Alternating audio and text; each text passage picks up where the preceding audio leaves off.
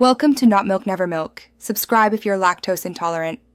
In this video, I will explain how to set up your Vanguard account.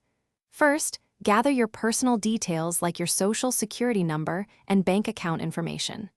Next, decide what type of account you need, whether it's an individual brokerage or a retirement account.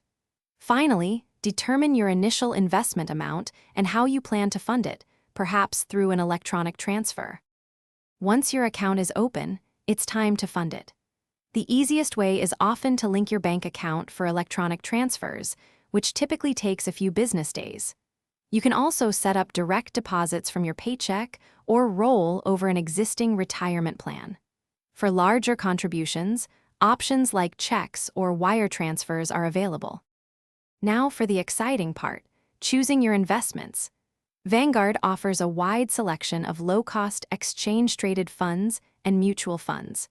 Take time to research options that align with your financial goals and how much risk you're comfortable taking. Vanguard also provides helpful tools and resources to guide you in building a well-diversified portfolio. After setting up, remember to regularly review your portfolio performance and rebalance it to stay aligned with your goals.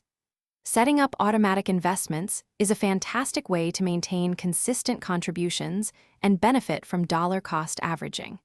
And hey, if you're looking for some seriously comfortable and durable socks, check out the Darn Tough link in the description, along with other great deals. Thanks for watching. If this was helpful, leave a like and consider subscribing. See you next time.